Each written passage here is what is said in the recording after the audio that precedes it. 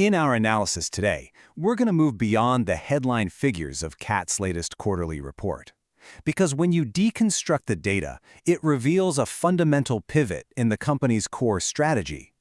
We're seeing a very deliberate shift away from growth at all costs and towards a new model that's centered on high-quality, sustainable profitability. So let's start with the conclusion first. Our central thesis is built on 4 key observations. First, profitability has decisively overtaken volume as the primary performance metric. Second, this really reflects a strategic pivot towards value over sheer scale.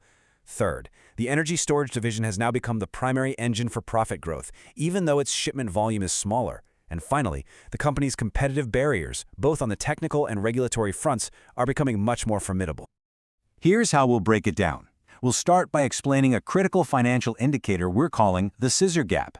Then, we'll examine the 2 core business segments, analyze the company's competitive moat, and we'll finish up with an assessment of the catalysts and risks on the horizon. All right, let's dive in, starting with the single most telling indicator from the Q3 financials, this significant divergence between profit and revenue growth. The data here reveals a really stark contrast. You see net profit surging by over 41%, while revenue growth was a much more modest 12.9%.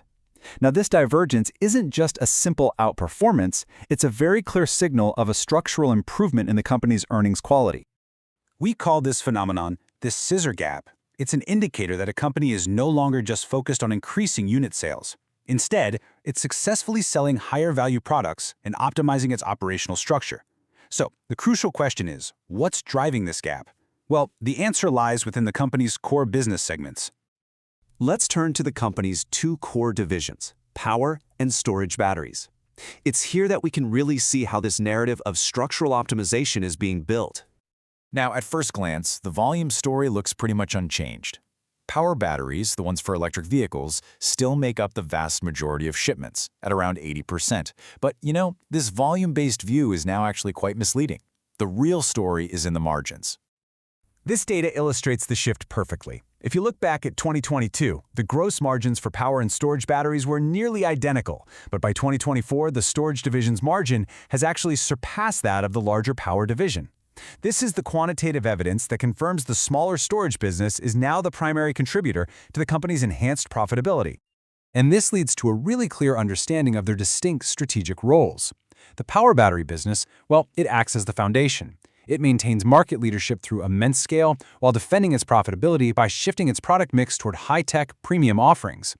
The energy storage business, on the other hand, is the new growth engine. It's driving profit uplift with its superior margins, and it's capturing structural demand from the energy transition and, of course, the booming AI sector. The growth trajectory reinforces this point even further. You can see the energy storage division shipment growth rate is at 35%. That's nearly double the rate of the more mature power battery business. This differential is absolutely central to understanding the company's future earnings composition. So, now that we've established the internal strategic shift, let's turn our attention to the external factors that protect KATL's market position. A single number here really captures the company's dominance in its key growth segment, 41%. A 41% global market share in energy storage batteries isn't just a leading position, it's a commanding one, and it provides significant scale advantages. This market leadership really rests on 2 main pillars. The first is obvious, technology leadership, demonstrated through its product portfolio and its R&D pipeline. But the second is a bit more subtle. It's what we call a regulatory moat. You have these complex global rules, like the U.S. Foreign Entity of Concern provisions and the EU battery law. They create compliance costs, yes, but they also erect significant barriers to entry, which effectively shield established players from smaller challengers. All right, for our final section, let's look forward with a balanced assessment of the opportunities and the significant challenges that lie ahead. On one side of the ledger, you have these powerful growth catalysts that persist. Things like the immense energy demands of AI, the early stages of commercial vehicle electrification, and continued global expansion. But on the other side, the risks are just as substantial. Geopolitical friction, persistent price pressures, and a complex strategic dilemma we call the customer becomes competitor problem. This specific risk is worth a closer look. As CAT-TL moves downstream to offer complete energy storage systems, it starts to compete directly with the very system integrators who have been its largest customers for battery cells. So, what do those customers do? Well, naturally, they start hedging their supply chains by bringing in second-tier cell suppliers. The result is a strategic paradox. In chasing higher value downstream, the company risks eroding market share in its core upstream business. As one analysis puts it, this move downstream really is a double-edged sword. It offers access to greater value, for sure, but it also creates direct conflict within its own customer base. And that's a tension the company has to manage very, very carefully. So, to conclude, CATL has successfully executed an internal pivot toward higher quality growth, and that's being driven by the profitability of its energy storage division.